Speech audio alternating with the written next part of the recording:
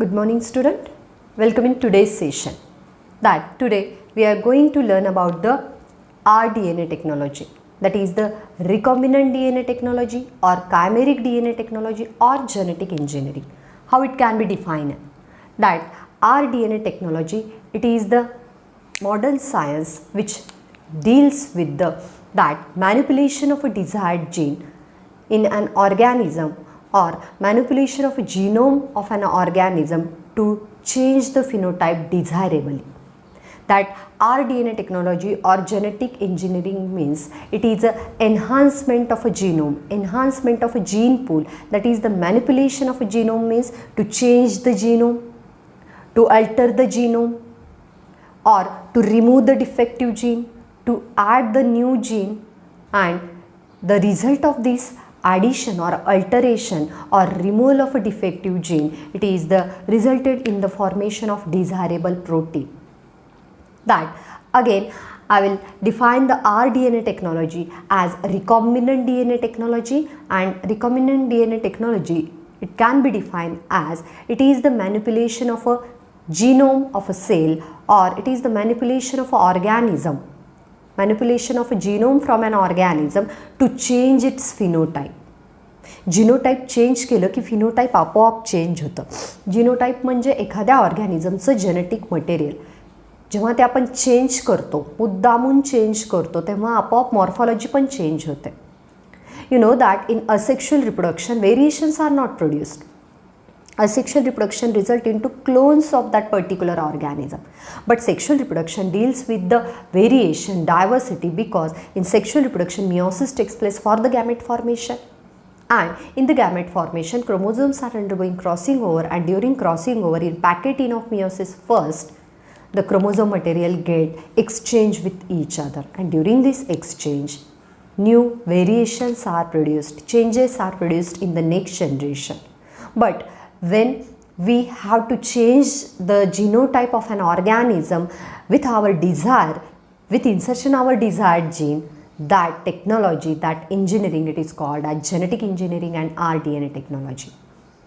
It is discovered by Herbert Boyer in 1972. That how it explained, it is explained with some examples just like the insulin formation.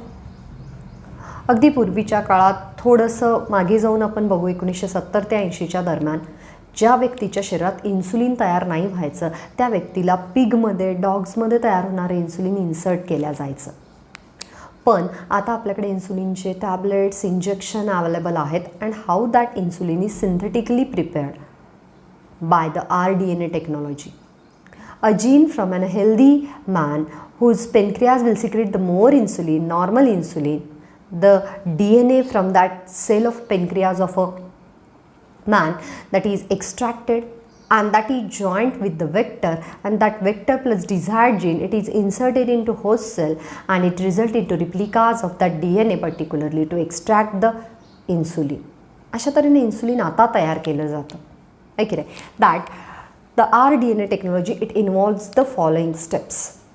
First, isolation of a genomic DNA from a donor cell. आपण एक example घेऊन ह्या steps explain करूयात. Suppose this is a human cell which is having a DNA in which desired gene for more insulin is present. एक व्यक्ती आहे ज्याच्या शरीरातल्या सगळ्या सेल्समधल्या DNAमध्ये असा जीन आहे जो खूप इन्सुलिन तयार करतो. Every cell of an organism consist of a same copies of that gene. आपल्या शरीरातल्या सगळ्या सेल्समध्ये सारखंच जीनो टाईप असतं किंवा सारखंच जेनेटिक मटेरियल असतं. But for a convenience we have taken a cell from the pancreas, from the isolate of लँगाज, that is the beta cells which will secrete the insulin. एका व्यक्तीच्या शरीरातली सेल काढली ज्याच्यामधून इन्सुलिन तयार करणारा जीन आपल्याला पाहिजे. That means desired gene, a gene for insulin. That therefore isolation of genomic DNA from donor cell. That this human cell, it is in a donor cell, and that DNA, it contains the desired gene for the insulin. That human cell, that is the DNA. Next, what is the steps? That is the fragmentation of a DNA by using restriction enzymes. आता त्या व्यक्तीचा DNA आपण घेतलेला आहे, isolate केलेला आहे तो, and the isolation of genomic DNA by various methods by using the molecular scissors that are the enzymes. Suppose we have to extract DNA from a plant cell, and you know that plant cell wall, it is made up of cellulose, and cellulose, it is one of the polysaccharide and which can be broken by only enzyme cellulase. If a cell wall is made up of pectin, the enzyme is pectinase. By using the different types of enzyme, we can break the cell wall and we can isolate the genomic DNA from that cell.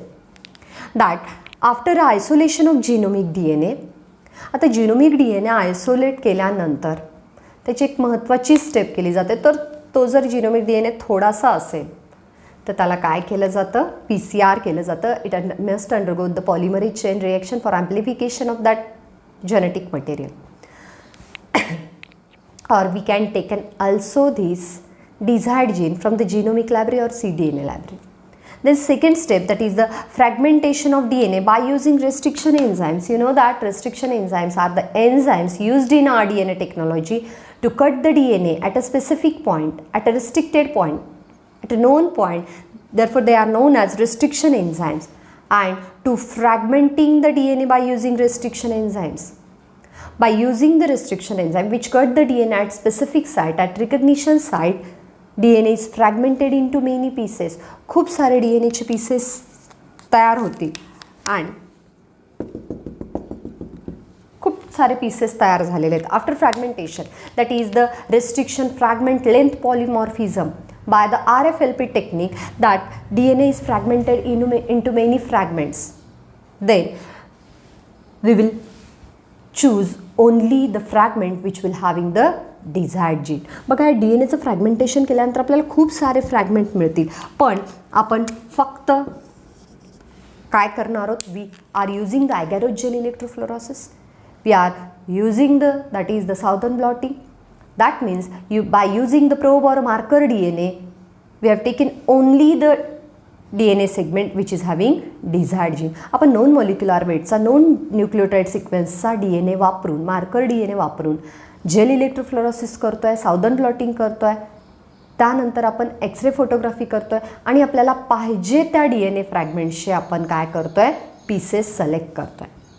After restriction of DNAला तोडलेलं आहे खूप फ्रॅगमेंटमध्ये, पाहिजे तेच fragment घेतलेले आहेत. Then keep that fragment besides, आपल्याला ते असेच ठेवायचे. त्यानंतर काय करायचं आहे बघा, screening the fragments. Screening means observation. Screening the fragments for desired gene. Choose the fragments from that multiple fragments for the desired gene. आपल्याला सगळे नको आहेत, आपल्याला फक्त असा फ्रॅगमेंट पाहिजे ज्याच्यामध्ये इन्सुलिनचा जीन आहे. Then we will go for the agarose gel electrophoresis, we will go for the hybridization technique, we will go for the southern blotting, then the X-ray photography, and by which we can screen the fragments for desired gene. त्यातून आपल्याला desired geneचा fragment मिळतो ज्याच्यामध्ये इन्सुलिनचा gene आहे. Then the fourth step, inserting desired gene into cloning vector. That desired gene inserted into cloning vector. And what is the vector? We discuss here what is the vector. Just like in a malaria, mosquito is a vector. It is not a causative organism. That means that malaria, it is caused by the Plasmodium vivax, Plasmodium falciparum, Plasmodium malariae. That means that Plasmodium, it is one of the protozoan which causes malaria, but mosquito, it is a mediator. Mosquito हा माध्यम आहे. तसं आपण म्हणू की vector हे माध्यम असतात डिझायर्ड जीन होस्ट सेलमध्ये ट्रान्सफर करण्यासाठीचे. वेक्टर कशाला म्हणू, it is a piece of a DNA which can transfer the foreign DNA into host sale.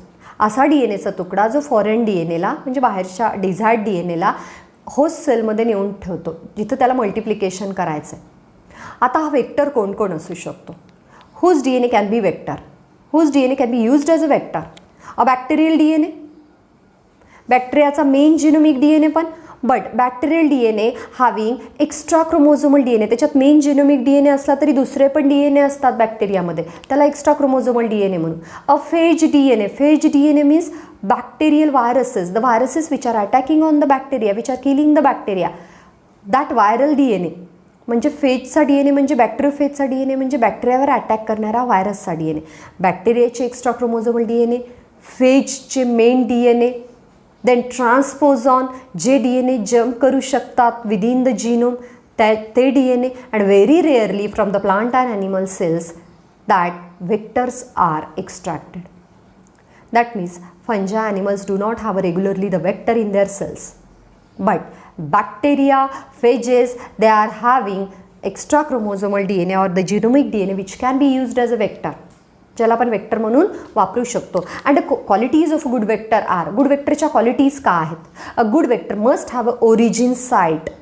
त्यांच्या स्ट्रक्चरमध्ये काय पाहिजे? A initiation point must be present there which starts the replication of DNA. त्यांच्या स्ट्रक्चरमध्ये, वेक्टरच्या स्ट्रक्चरमध्ये काय पाहिजे? आता आपल्याला डिझायर्ड जीन नेण्यासाठी एक गाडी पाहिजे, ती गाडी म्हणजे वेक्टर असतं.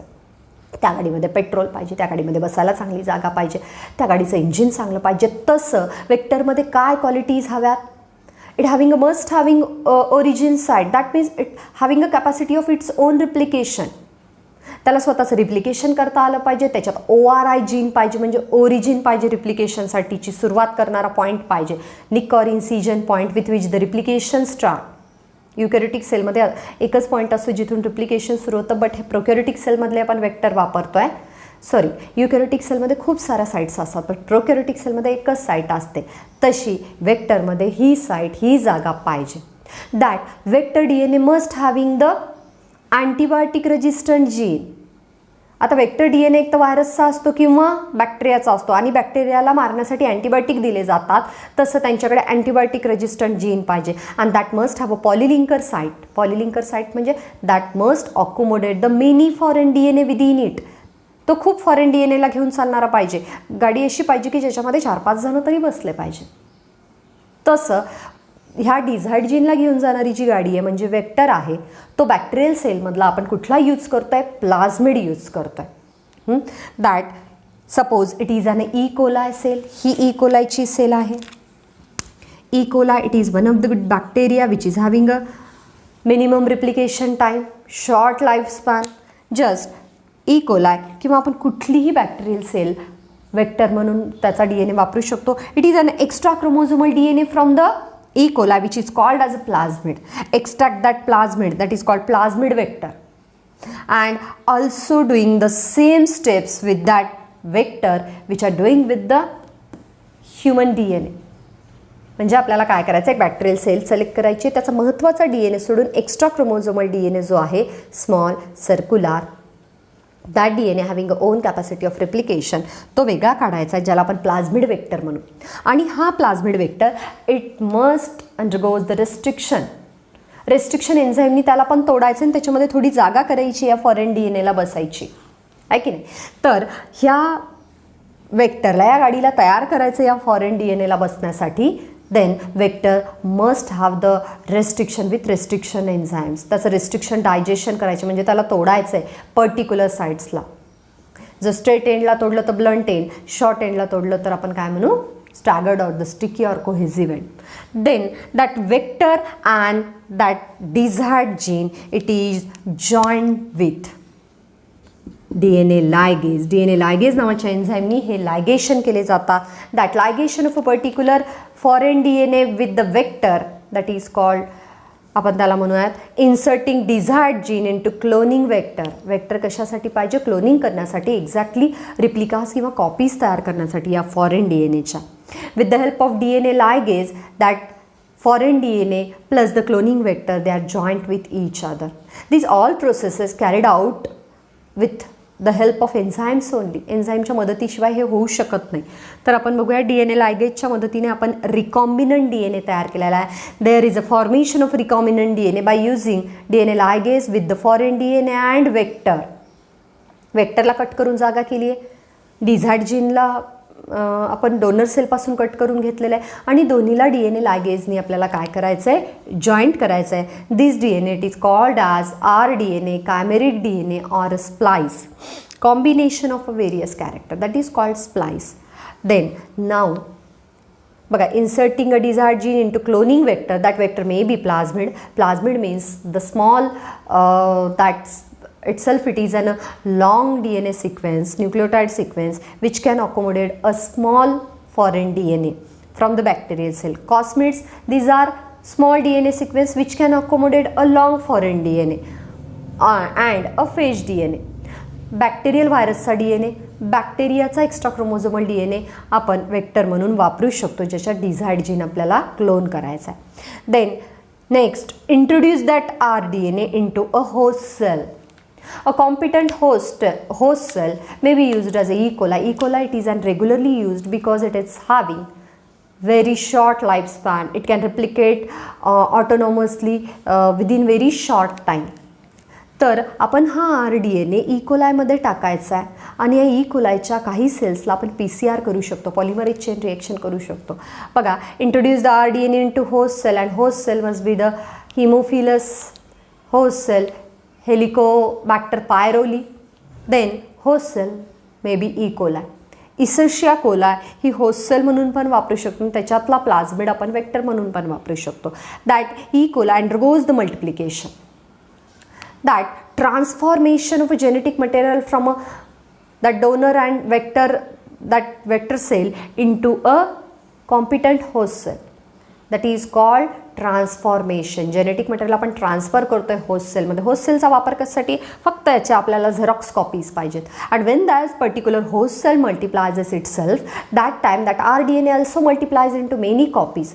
Here the transformation takes place. And transformation takes place in all cells of E. coli. E. coli get multiply within a very short time. But we are selecting only the successive transformed cells. That culture of host cell to get a clones of rDNA. आणि आपल्याला या rDNAचे clones पाहिजेत आणि त्याचं multiplication, एकाचं multiplication 2मध्ये समजा आपण 200 E. coli sale घेतल्या तर 20व्या मिनिटाच्या एंडला आपल्याला 400 E. coliच्या सेल मिळतील, 40व्या मिनिटाच्या एंडला 800 आणि 1 तासाच्या एंडला आपल्याला 1600 E. coliच्या सेल मिळतील आणि त्याचसोबत आपला rDNA सुद्धा मल्टिप्लाय झालेला असेल. Culture of host cell to get clones of rDNA. We are getting the clones of rDNA by culturing that transformed host cell. And इथं होस्ट सेल जर आपल्याला E. coli आपोआपच मल्टिप्लाय होते, पण आपण E. coliमध्ये टाकल्यानंतर आपल्याला अजून फास्ट रिप्लिकेशन पाहिजे, तर we can also using the polymerase chain reaction, that is amplification of a gene by a artificial technique. Then this using these copies of DNA. आपल्याला हा DNA तर हवा आहे, बट त्याचं प्रोटीन हवं आहे आपल्याला. Using that population of a E. coli cell, using that population of transformed E. coli cell in number of multiple copies, that we can collect the protein extracted from them. We can isolate that DNA and we can extract the protein from it. There is multiple processes for the extraction of DNA, for the extraction of RNA, for the extraction of protein. Then this is the last step of rDNA technology. We are taking the example of human insulin and how we can produce the multiple copies of a gene for the insulin or insulin protein formation with the help of rDNA technology, which is called as chimeric DNA technology or gene splicing म्हणू आपण त्याला. Recombinant DNA technology, it is the need of a modern biotechnology. We can insert the desired character into a donor cell, from a donor cell. That rDNA technology, it is the technology or it is genetic engineering in which there is a manipulation of a genome from an organism for creating the desirable characters, and it is phenotypically changed. Manipulation of a genome of an organism to change the phenotype desirably, that is called as rDNA technology. And it has a following step, that is isolation of genomic DNA from donor cell. It can be isolated by various steps, that fragmenting that DNA, suppose a DNA from a human cell, it is isolated, then fragmentation by the restriction enzyme, that is restriction digestion of isolated DNA by RFLP technique, restriction fragment length polymorphism. After that fragmentation, screening fragments for the desired gene by the PCR, agarose electrophoresis, that southern blotting, hybridization, या मदतीने आपण ते fragments बघूयात आणि त्याच्या desired gene असणारा fragment शोधूयात. Then that desired gene, after isolation of desired gene, select the vector. Vector, it is a mediator to that transfer the foreign gene, foreign DNA into a host cell. Then vector from the bacterial cell, bacterial virus cell, and the many transposon cells, they are isolated. they are also restricted with the help of restriction enzyme, and into that restricted vector, that foreign gene, it is inserted by DNA ligase to form the rDNA, inserting desired gene into cloning vector to form rDNA. It is the recombinant DNA or chimeric DNA or gene splice, combination of desired character, and that introduce that rDNA into competent host cell, suitable host cell, to get a multiple copies of that gene. And by using artificial technique also, we can produce the multiple copies of that desired gene into in very small time, in very short span. That E. coli undergoes the allowed to multiply, a transformation of a bacterial genetic material, transformation of a human genetic material, that is gene for insulin, with the help of vector into E. coli takes place. E. coli मध्ये transformation होतं, and after production of a population of E. coli with the insulin, we can extract the insulin from that population and we can purify that protein. We can that screening for that protein आपण screen करू शकतो. जसं आपण DNA screen करतो southern ब्लॉटिंगनी, तसं आपण that western northern ब्लॉटिंगने आपण RNA आणि प्रोटीनसुद्धा स्क्रीन करू शकतो. This rDNA technology it is used in multiple ways. Forensic सायन्समध्ये आपण त्याला यूज करू शकतो. आपण प्लांट सायन्सेसमध्ये त्यांना enhancement in the food production use करू शकतो. आपण त्यांना टू ट्रीट द जेनेटिक डिसीजेसमध्ये यूज करू शकतो. अँड जेनेटिक डिसऑर्डर्स क्रोमोझोमल बेसिसपासून ट्रीट करण्यासाठी आपण त्यांना यूज करू शकतो. That rDNA technology it is used in multiple ways. This is about the genetic engineering or recombinant DNA technology and steps involved in it with the example of human insulin. Thank you student for today's video.